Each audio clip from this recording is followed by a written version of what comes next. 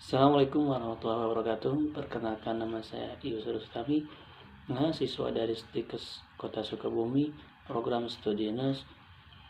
Di sini saya akan memaparkan masalah sosialisasi penanggulangan bencana tanah longsor. Oke, tepatnya di desa kami di RT 1 RW 9, Kampung Karangtengah, Kelurahan Karangtengah, Kecamatan Gunung Puyuh. Di desa kami telah terjadi namanya tanah longsor, yaitu yang mengakibatkan beberapa kerugian, yaitu secara material, secara materi kita kerugian mencapai sekitar 23 juta. Untuk masalah korbannya, alhamdulillah di desa kami nggak ada yang terjadi korban, cuman hanya puing-puing bebatuan yang turun, yang runtuh. Apa sih yang disebut dengan bencana tanah longsor itu? Mari kita kupas beberapa masalah atau teori yang harus kita pilih. Tanah longsor atau yang disebut pergerakan tanah ada suatu peristiwa geologi yang terjadi karena pergerakan massa bebatuan atau tanah dengan berbagai tipe dan jenis, seperti jatuhnya bebatuan atau gumpalan besar tanah. Oke, secara umum terjadinya longsor disebabkan oleh dua faktor, yaitu faktor pendorong dan faktor pemicu. Apa yang disebut dengan faktor pendorong?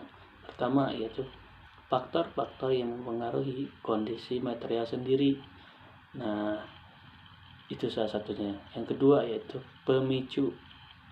Faktor pemicu adalah faktor yang menyebabkan pergerakan material tersebut.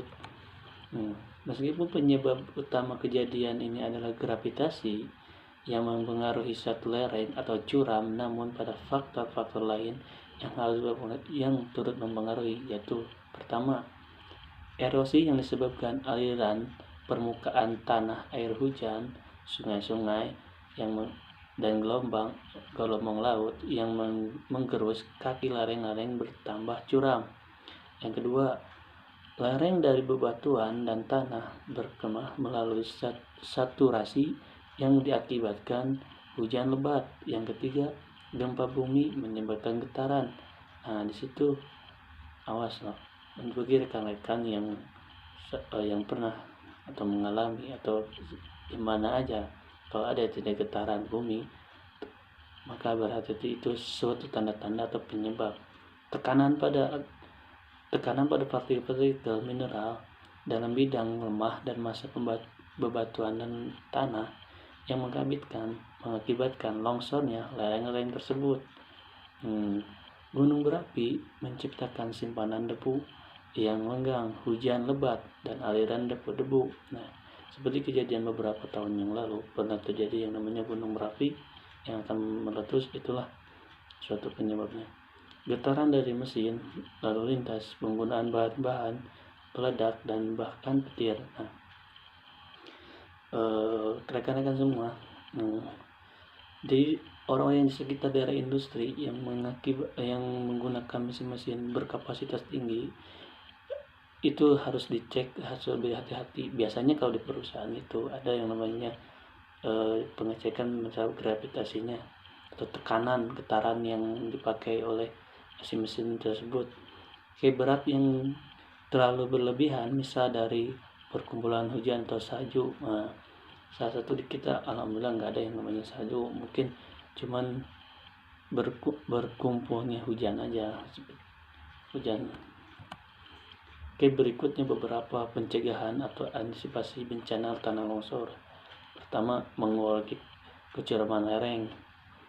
Berarti masalah kalau ada bukit-bukit itu atau tanah yang nggak boleh kita kupas atau jadikan, lebih baik kita tanami.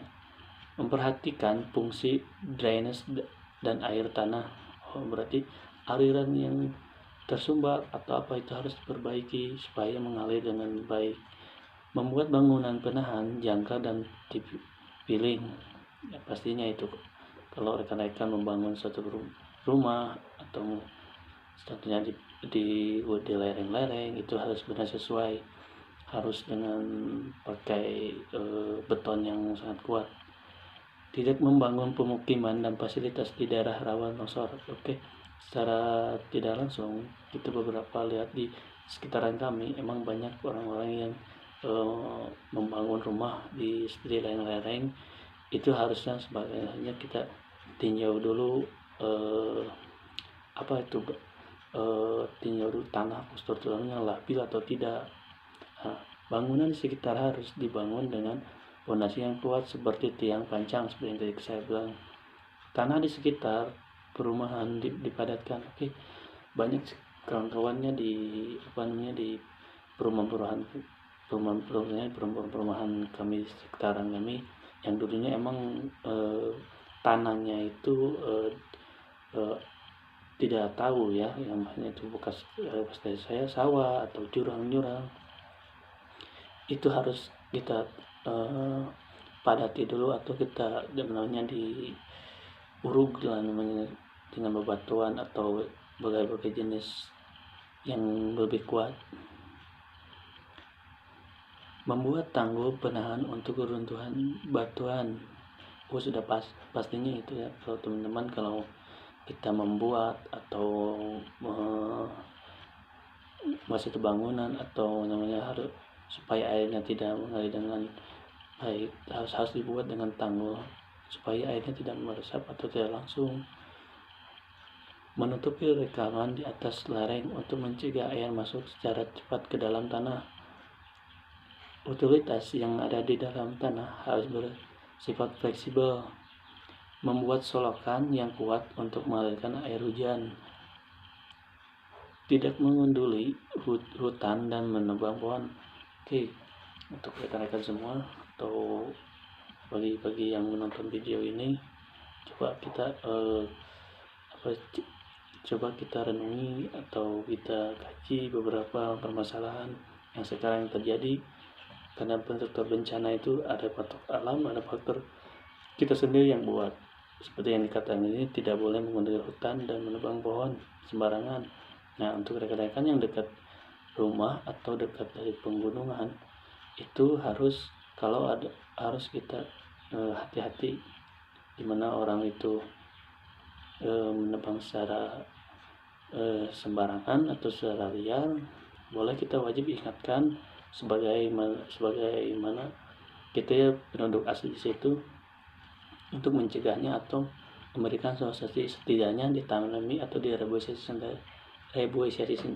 kembali masa tanaman itu supaya tidak terjadi longsor.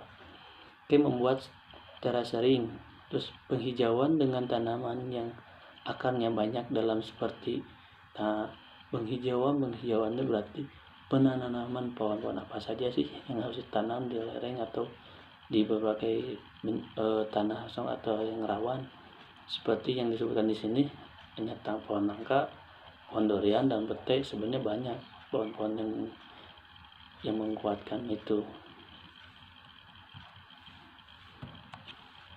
Oke, apa sih jika bencana itu terjadi longsor setelah usai, maka segera lakukan hal berikut. Pertama, lakukan evakuasi korban yang timbun secara hati-hati karena penggalian pada timbun tanah longsor di bawah tebing dapat memicu terjadinya longsoran baru. Oke teman-teman, maupun di tanah tebing atau dimanapun yang berada, tetap kita harus waspada dan berhati-hati saat akan terjadinya musibah, baik itu longsor, gempa, banjir dan sebagainya.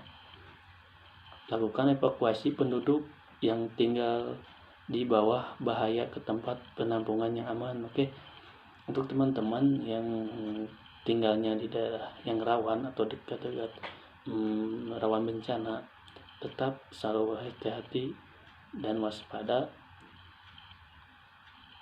Kalau kita menjadi relawan atau yang lain, tetap kita harus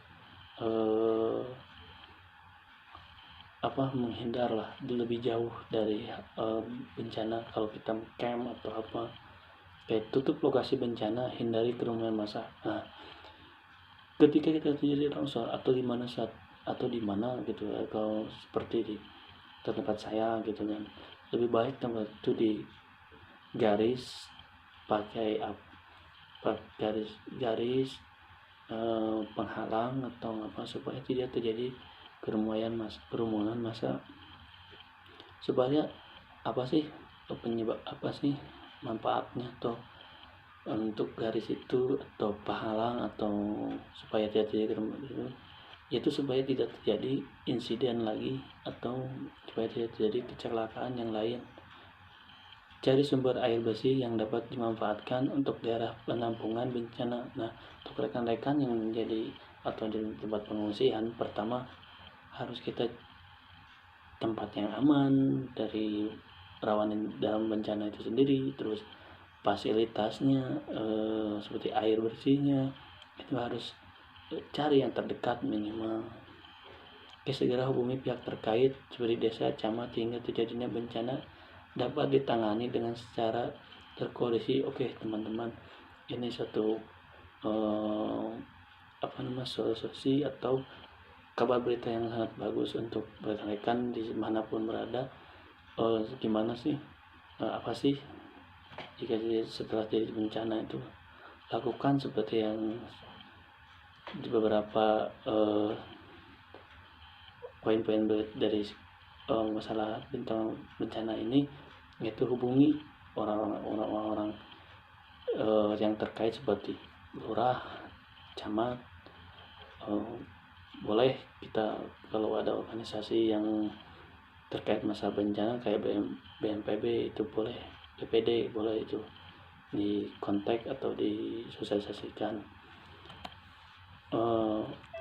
Oke, mungkin sekian dari saya, sosialisasi dari saya untuk masalah bencana tanah longsor. Mudah-mudahan apa yang saya sampaikan ini bermanfaat bagi rekan-rekan semua, karena apa, selalu sekarang musim Desember harus emang yang namanya bencana itu enggak namanya di bulan Desember apa itu, tapi untuk rekan-rekan semua harus tetap waspada, harus tetap siaga dan masalah bencana ini.